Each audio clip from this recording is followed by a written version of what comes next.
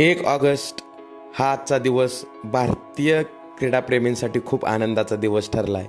कारण आजच्याच दिवशी महाराष्ट्राच्या स्वप्नील कुसळे याने नेमबाजीत आपल्या देशाला 3रे मेडल मिळवून दिलेलं आहे. परंतु हे मेडल मिळत असताना त्या स्वप्नीलची त्यामागे खूप मोठी संघर्षगाथा आहे. तीच आज आपण पाहूया. महाराष्ट्राच्या राधानगरी येथे 6 ऑगस्ट 1995 साली जन्मलेल्या स्वप्नील कुसळेने आज पॅरिस ऑलिम्पिक स्पर्धेत भारताला ऐतिहासिक 3रे ब्रॉन्झ पदक जिंकून दिले.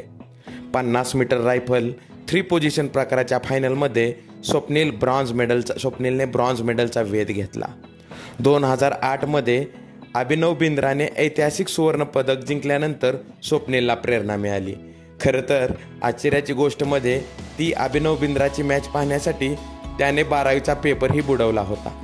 2009 मध्ये त्याच्या नेमबाजीच्या प्रवासाला सुरुवात झाली. जिल्हा परिषदेत प्राथमिक शिक्षक असलेले सुरेश कुसळे हे सांगतात, स्वप्नीलची मेहनत आणि त्याच्या चिकाटीचे हे फळ आहे.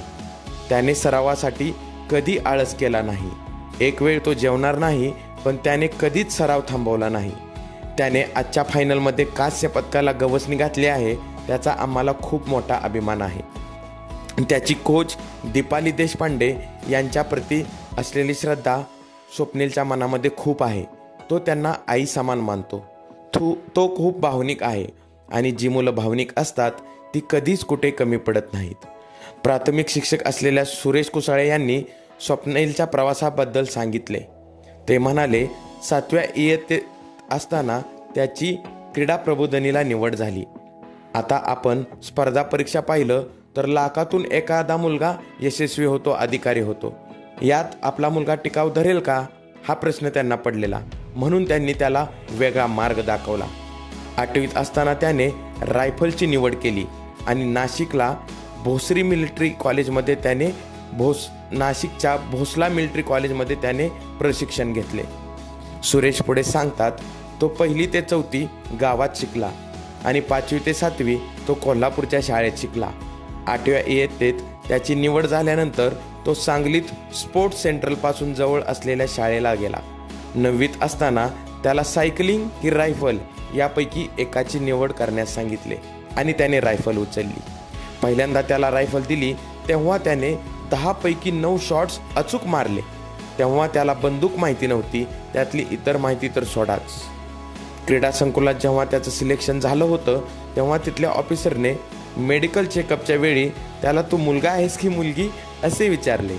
कारण तेव्हा तो गोरापान होता आणि शरीर एकदम कमकुवत होते, त्यामुळे तेही कन्फ्यूज झाले असे वडील सांगतात.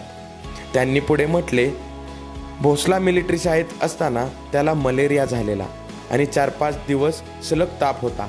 त्याच्यासोबतची मुलं त्याला डबा आणून द्यायची, पण त्याने आम्हाला काहीच कळू दिले नाही. आम्हाला काहीतरी शंका आली आणि आम्ही तातडीने नाशिकला निघालो. भोगावती गावाजवळ त्याची तपासणी केली.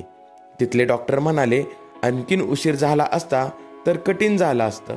तेव्हा त्याच्या शरीरात 54,000 प्लेटलेट्स होत्या. त्याला हॉस्पिटलमध्ये दाखल केले गेले. तो क्षण बाप म्हणून कठीण होता, पण त्यातून बरं झाल्यानंतर त्यानं मागं वळून पाहिलं नाही. पिस्तूल हा तसं खर्चिक खेळ आहे आणि त्याचे दडपण वडिलांनी कधीच स्वप्नीलवर येऊ दिले नाही.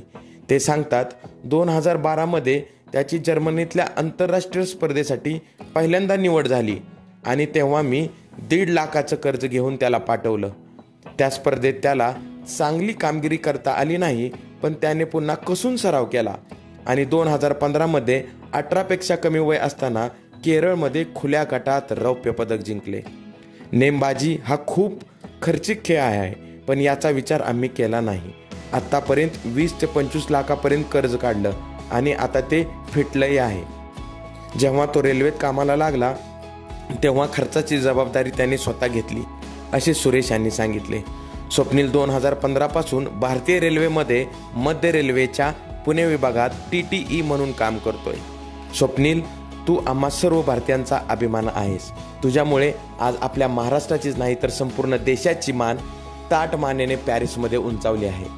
भारतीय खेळाडू हे मेडल जिंकत आहेत, परंतु त्यामागे असणारी त्यांची कहाणी, त्यांचे कष्ट, त्यांचे मेहनत हे आज खऱ्या अर्थाने आपल्यासमोर आले आहे. Swapnil, proud of you.